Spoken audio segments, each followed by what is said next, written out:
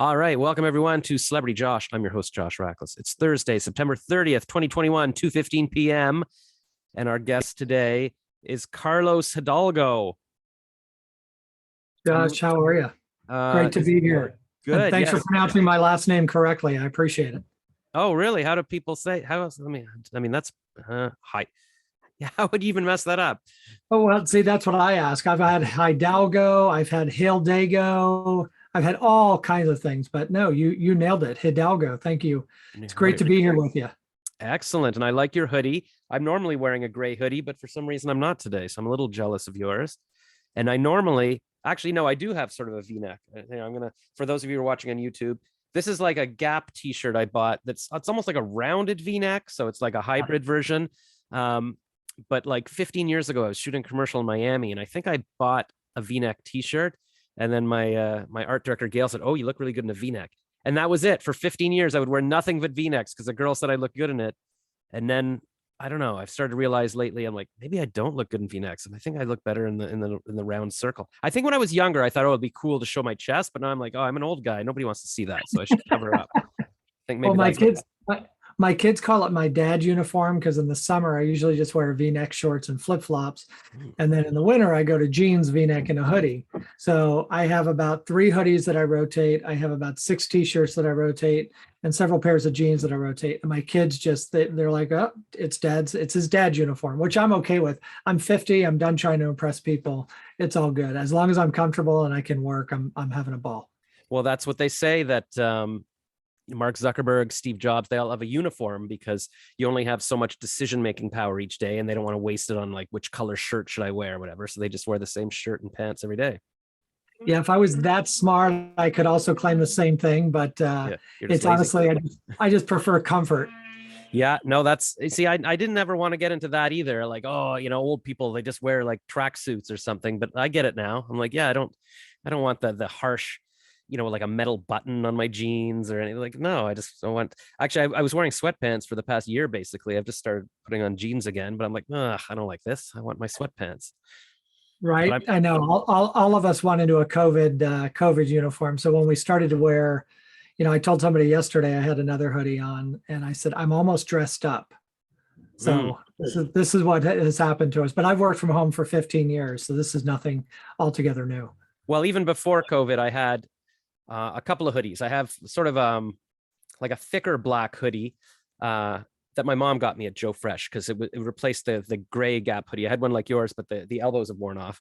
And then I had a formal hoodie, which was like a thinner material that was almost fancy. So I would wear that if I was going to dinner or something. So I had a formal hoodie and a casual hoodie. That's the extent of my ridiculousness. But I'm much younger than you. I'm turning 49 in a month. So I don't even know what it's, when 50, who knows? Maybe I'll just, but you've already got kids. See, that's the thing. I can't catch up. That's the one thing I can't.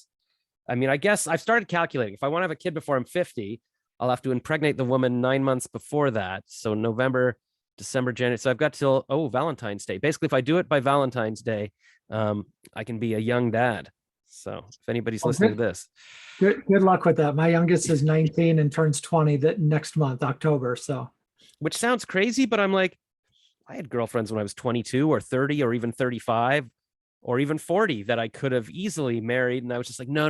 I can't commit yet. I don't know where my life's going to be. And then so you look back and like, oh man, I could have just gotten divorced now and I would have already had the kids. So I'm not sure you want to go into marriage with that in mind, but different strokes for different folks, right? That's what we talk about with life design is my life design is going to look different than yours. And, we've all got different designs. That the key is not letting life design you. Right. Well, I think that's what I did. So I don't know if it's too late for me, but because I was just, the guy I interviewed just before you, he's a PhD in stress relief. And he's like, you got to let things go. And I'm like, no, I can't let things go. He said, that's called ruminating, like just regretting your life. And I'm like, yeah, but I'm making a list of everything I've ever done that I regret. Like, I regret breaking up with Sarah when I was 18. And then I regret, why did I go into advertising? I should have kept doing a master's and a PhD. And why didn't I guess every girl I should have married, but okay. So maybe for my remaining years, we can design it.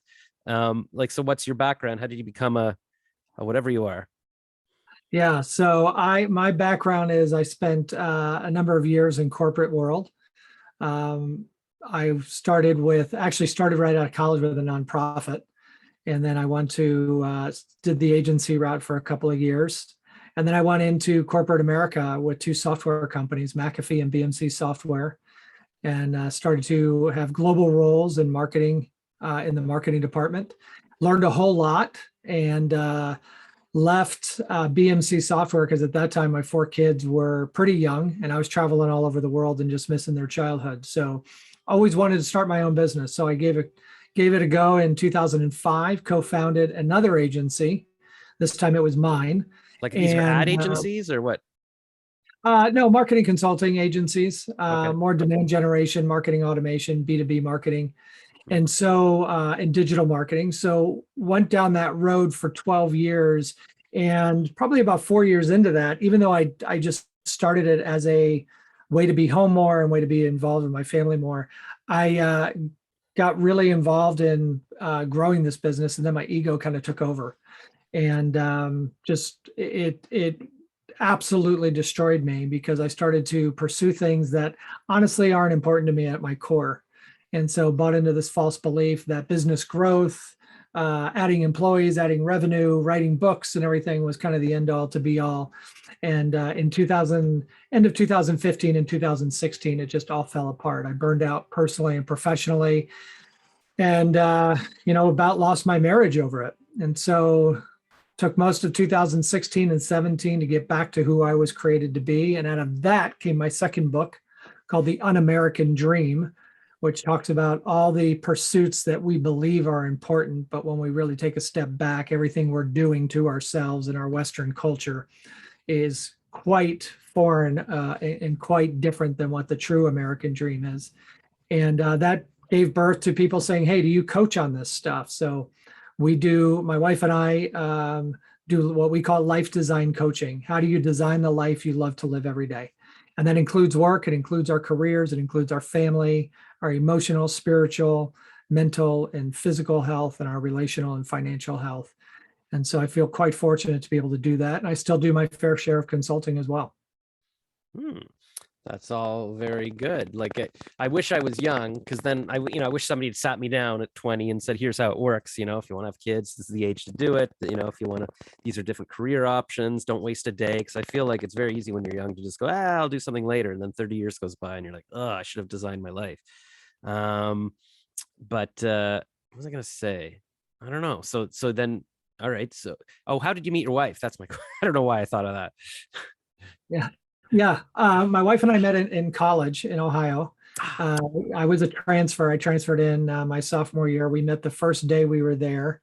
Pretty much our sophomore and our sophomore year, we really didn't interact. As a matter of fact, neither one of us were all too impressed with each other the first time we met.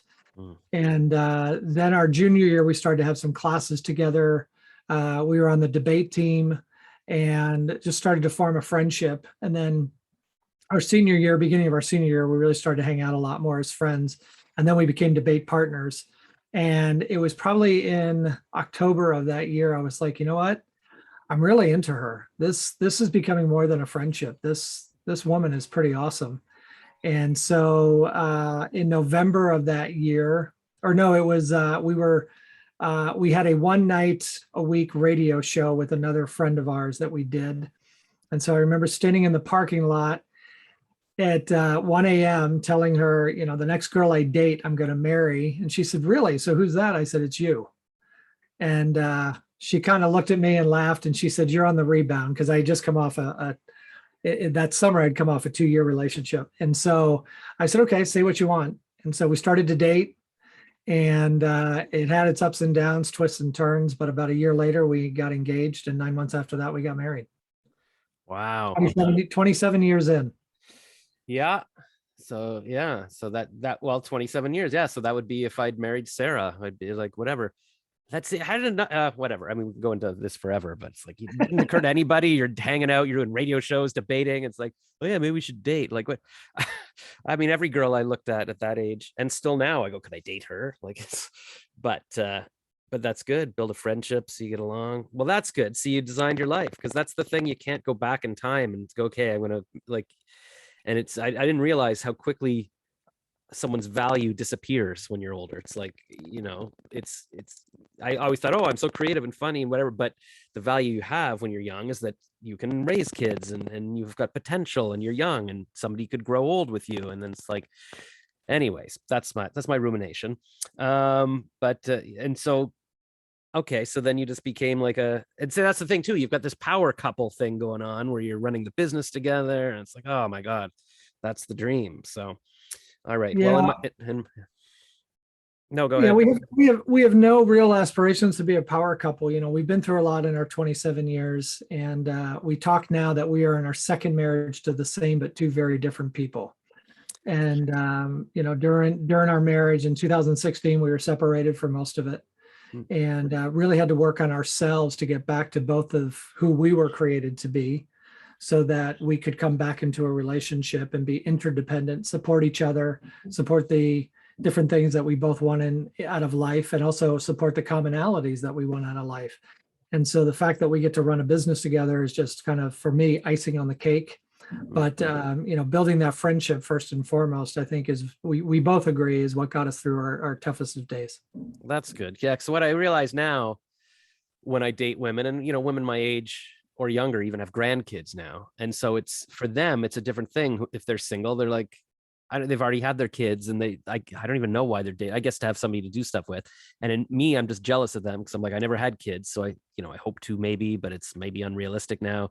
But it's like, and so if I wonder, like, yeah, if people aren't going to have kids or do that, it's like, why even bother dating? Like, it looks like you're looking for a whole different thing at that point. So you do have to find, or even if you've been together, because it seems like a lot of people get divorced around this age too, because they're like, oh, we've done that. Yeah. And it's like, do I still want you around? Like, what am I getting out of you now? I read an article saying that older women tend to not even want to live with men anymore, because basically they become a caregiver for these guys. And also, women seem to have bigger social networks, like they're better off on their own. They've got friends, and guys just sort of sit there and go, oh, I might need my wife to help me or whatever. So you got to be really rich.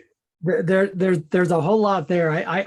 I firmly believe we were designed, our DNA is to live in a community, and whether that community is one or two people, but I don't think we were meant to live in isolation. And I think part of the reason, as you say, older women feel like they just become caregivers for men, is in our society today, and it's actually been going on for a long time. When they talk about a man's man, it's this tough, rugged dude who doesn't show emotion and doesn't does all these things. You think about James Bond, right? Oh. He's a serial misogynist and fornicator, or whatever you want to label, but he's that idol that we've put out there. And really, the best kind of love and the best kind of relationship is being deeply known, and also in the same time, deeply knowing that other person. And so when you get to that point in any kind of community where people know the good, the bad, the really dark and ugly of yourself, and still love you, that is a community, and that is a relationship that you just fight for and work hard at, because it's so life-giving. And I believe we were designed for that. Yeah, it's funny because I've always wanted to be James Bond. You can go through my Facebook and see I photoshopped my face on Daniel Craig, and Right? like I actually, yeah, there's pictures going back 10 years ago of me posing with the poster and everything. But it only occurred to me recently, well, wait a minute, that's a fictional character. Like, even the actors who play James Bond got married and had kids, and that's what they're doing. Right. Like, nobody wants to be alone like that. And every now and then when I get a flash of just remembering what it was like to have a woman who loved me and that I loved, I'm like, oh, that felt really good. And I always pushed it away. And I was just telling the stress guy just before this that I actually, started getting stomach pains. I went up in the hospital, like, just because I found out with one of my exes got engaged, and it was my body's way of saying, no, you're supposed to be with this woman. You're supposed to have kids. This is better. This is more fun. And then the last Jen, they're all named Jen. So she sent me to therapy to try to figure out why I couldn't commit. And the therapist was like, why don't you try going on LinkedIn and networking for your career, that kind of thing, instead of just like looking on dating apps, and maybe you'll get the same rush. And now I realize, yeah, I would have enjoyed that more, like networking and working on my job and have the comfort of one person. So if, any young people are listening thinking it's fun to be on Tinder and play around, no, lock someone down now.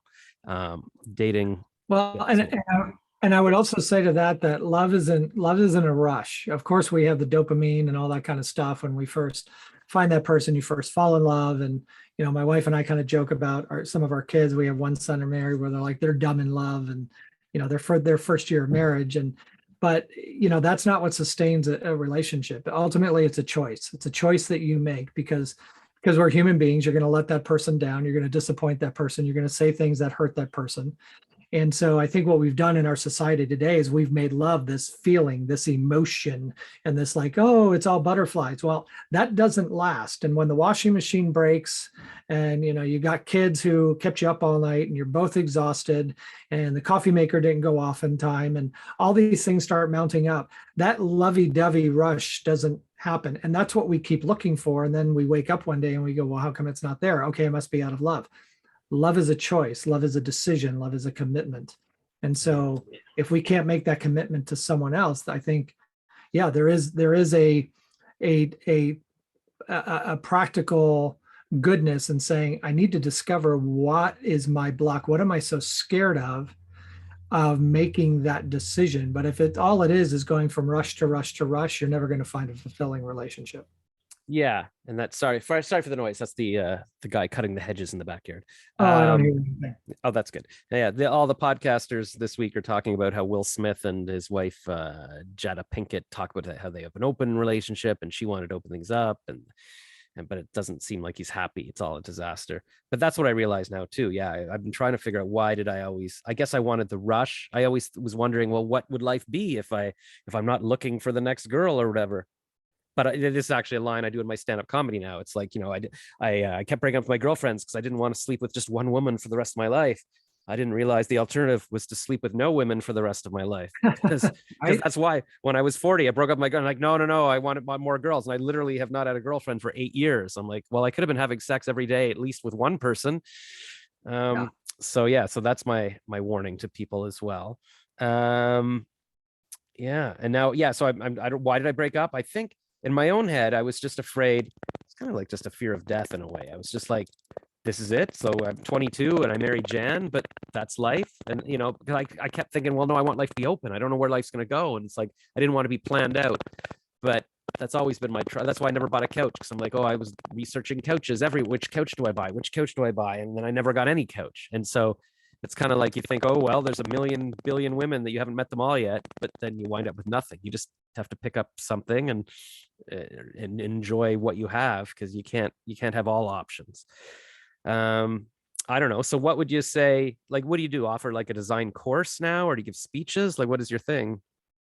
Yeah, so I do one-on-one coaching with individuals, primarily professionals, who just say, hey, you know what? I've got an inkling there's more to life than just doing what I'm doing. And it's amazing to me the number of people who are in lives that they're just not satisfied with. They're not fulfilling. They're not life-giving. It's not a life that they love to live every day. And they've kind of designed it or they've made the decisions on the expectations of others and what they feel others should do, or they feel like, well, this is the path, right? You graduate, you go to college, you get the job, you do this, you do that, so on and so forth. So we do one-on-one coaching. We're about to launch our peer-to-peer groups. So that's groups of up to 12 individuals who say, hey, I don't want to do the one-to-one. I want to do it with a group of my peers. So there's an element of one-to-one coaching. We kind of do a little bit of a hybrid where we meet for 90 minutes for 8 weeks. And then we intersperse that with one-on-one coaching. And then I do a lot of speaking as well. Not so much with COVID, but starting to get back to that. I've done some virtual speaking, and we'll be doing my first live event in December in Austin, Texas.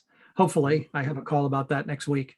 But and then with my consulting, I just work with organizations, and I do a lot of advising for CMOs as well, and for marketers on decisions they should make. And then I also work with business owners on how to grow their business, but not make the business the end all to be all. That's cool. So you've got grown. How many kids do you have? I have 4, ages 19 through 26. Jesus. Okay. So you lived the dream. And then, because I start to realize now too, I was always jealous of people having kids because they would always make their Facebook profiles the kid. And I'm like, what, is this the kid the only thing that matters now or whatever? But even when I spend time with my 9-year-old niece and 7-year-old nephew now, I'm like, oh yeah, I could see how you could put your all into that.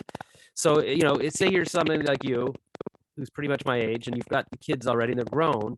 Do you still care about your own life at all? Or are you just like, well, it's there, it's all done now and the kids are grown up and like, because I wonder, like, does anybody who's already had the kids have that drive still to work on their own business or work on their comedy or do anything with their life, or is like kids really the only purpose to life? No, I think there's a whole lot more purpose to life. My wife and I always came in with a philosophy as our kids came into our lives, we didn't go into theirs. And so, when you start to multiply and say you're going to have one, and then you end up with four, you're managing a household of four, really six separate individuals. The mistake I made is, when I started this unhinged career pursuit, I put the five of them on the back burner and said, hey, kind of what I want is more important. I don't think I ever vocalized that, but my actions surely showed that. And so, what we started to do is, after we started our second marriage, we kind of came back and said, what do we want out of life? What do we want to be? And we started to prepare and say, hey, eventually in about 3 to 4 years, all the kids are going to be gone. And we don't want to be part of the gray, what they call gray divorce statistic.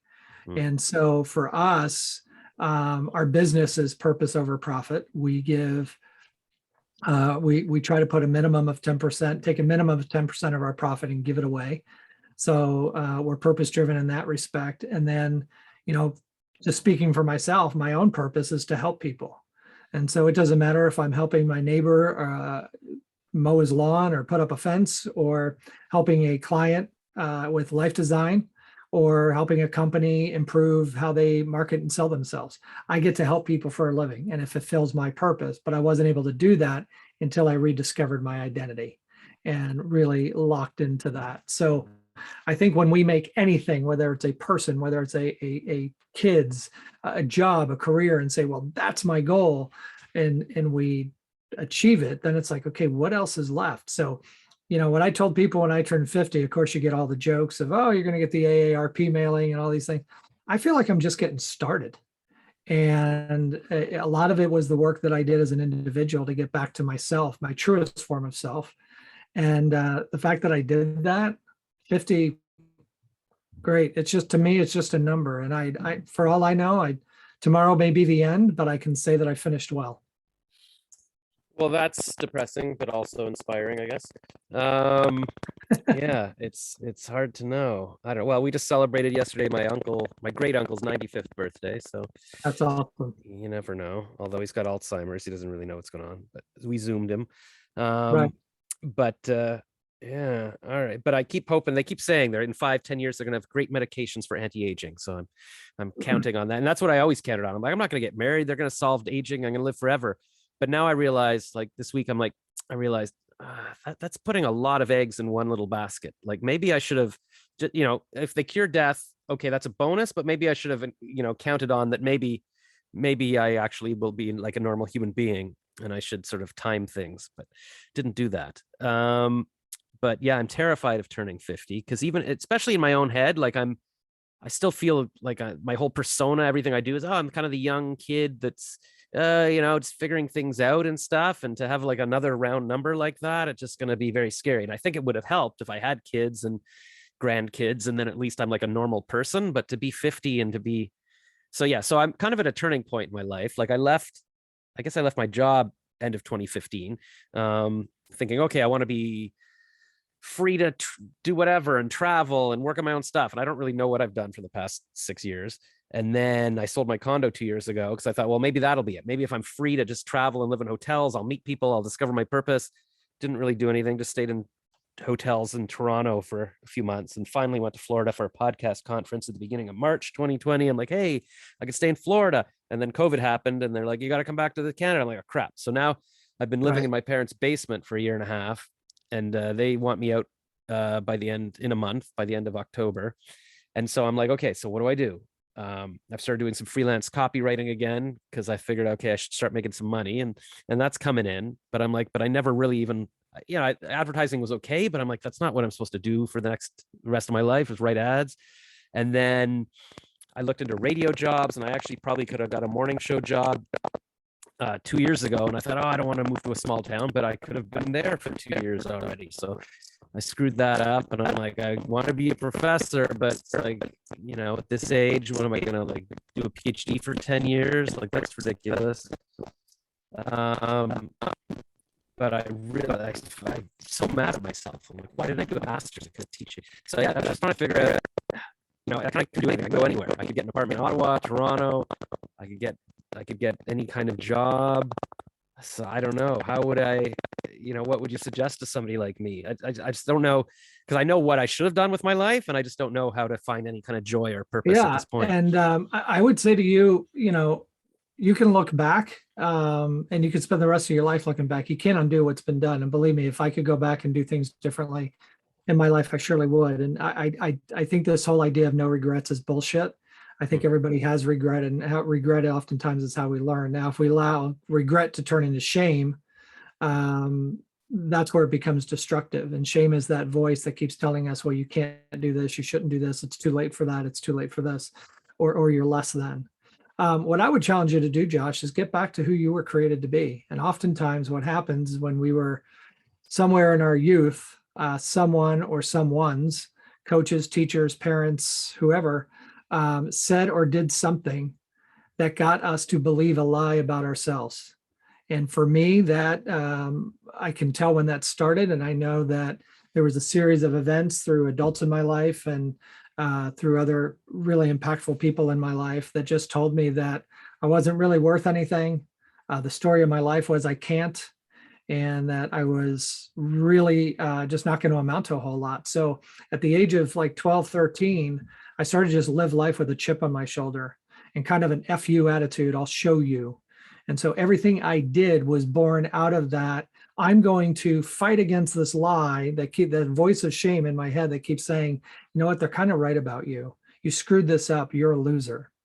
And that led me down a really dark path. So instead of dealing with it, I started to pursue things that were, just destructive. Well, it wasn't until it all fell apart and became exposed that I had to either say, I'm going to keep running from this voice and trying to silence it, which it never goes away, or I'm going to reject the lies that I believed when I was 12 and 13. And so I did that work. I got back to who I was created to be. And at 46, I was able to look myself in the mirror and say, I really love the guy who's looking back at me.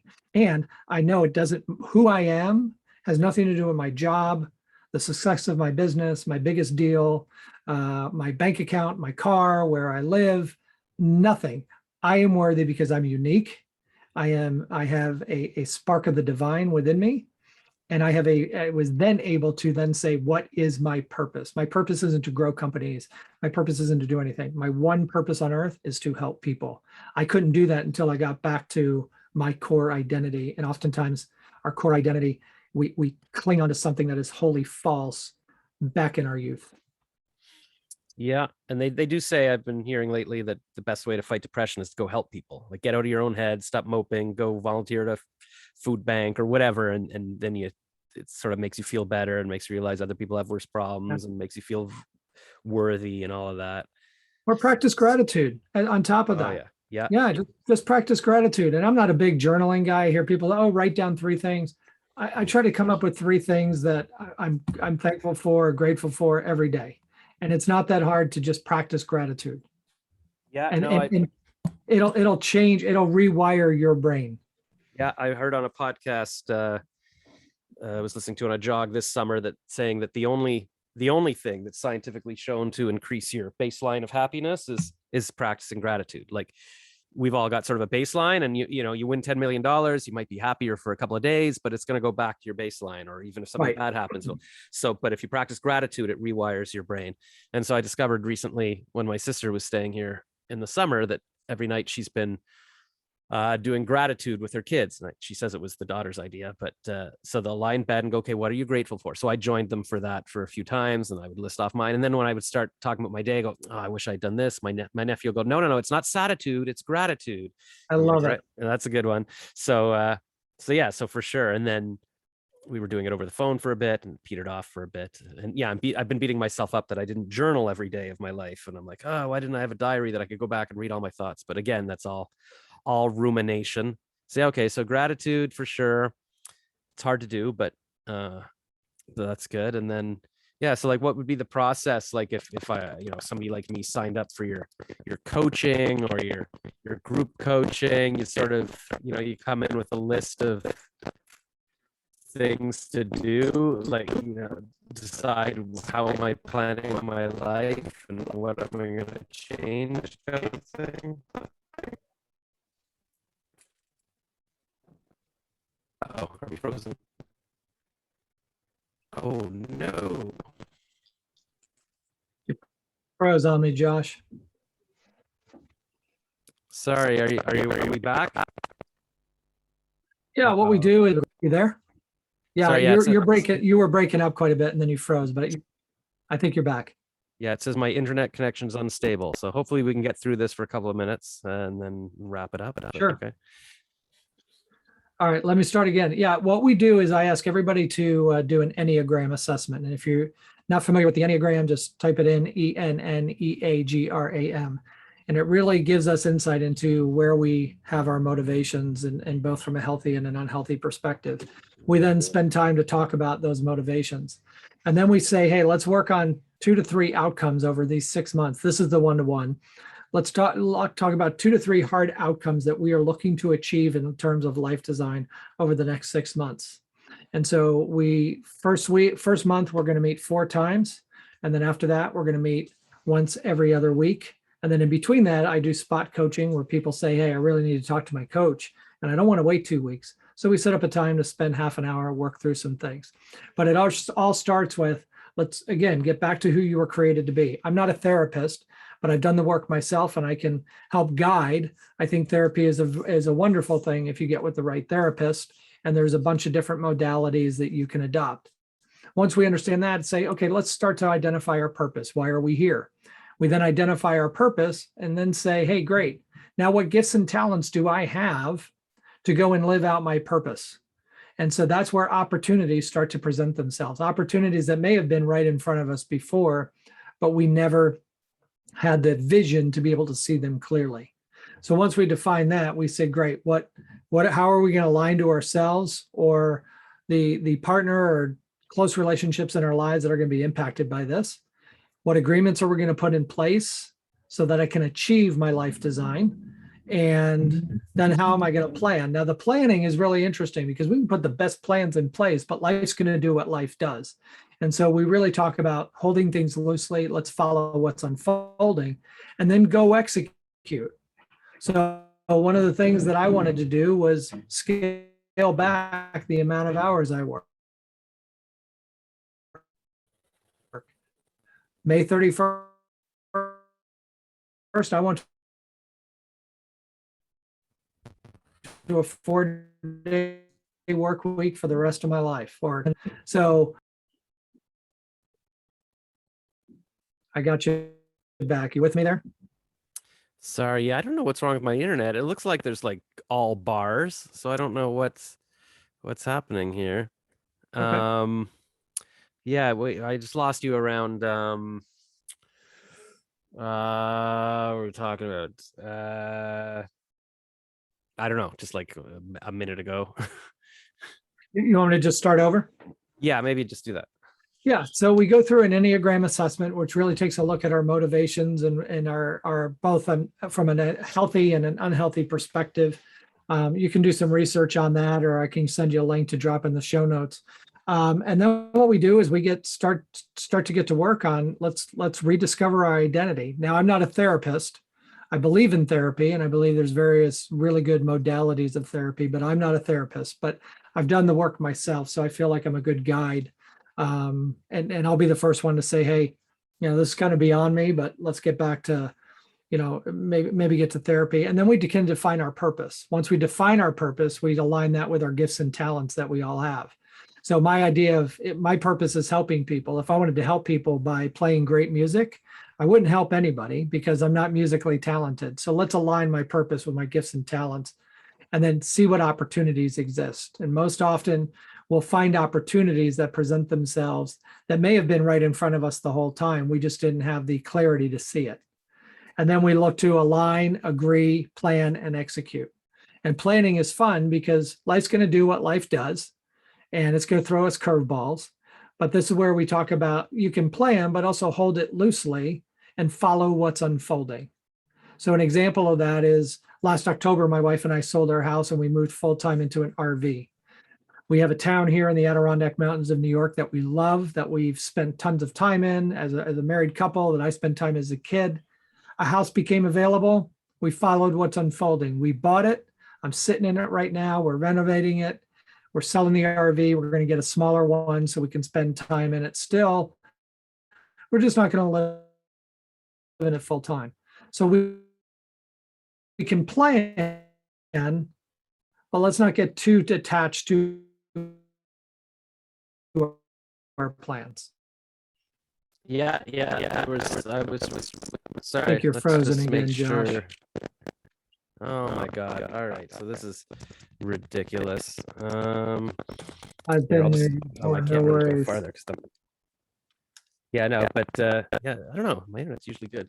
But yeah, no, I got the end of the RV story and all of that. So that's good.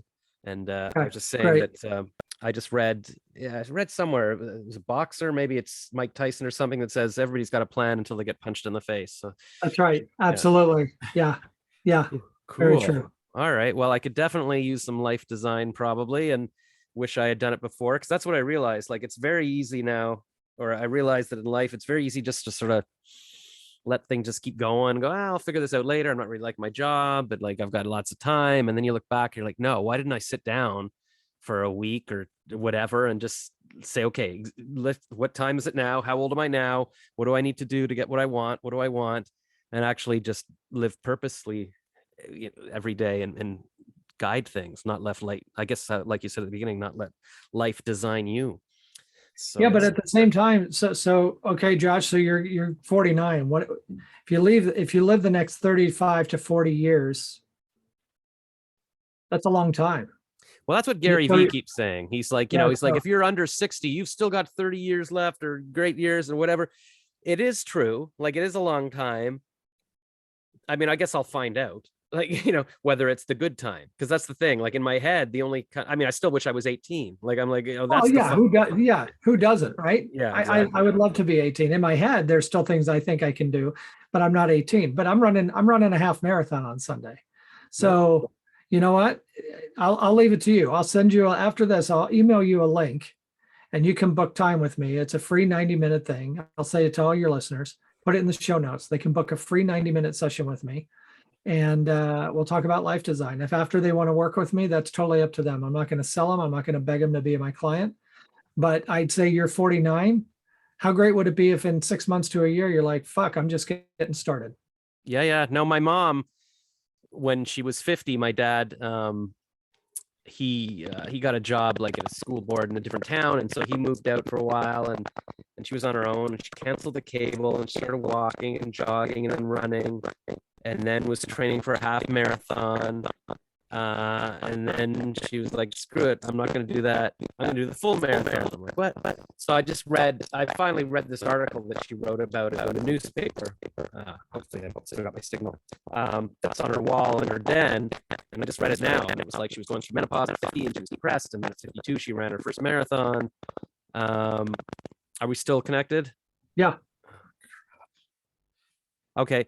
And yeah, so at the time when I guess this was, how old was I? When I guess I was 23 or something when all this happened, and I was like, what, 50, starting running at 50? But I'm like, oh, I get it. That's young.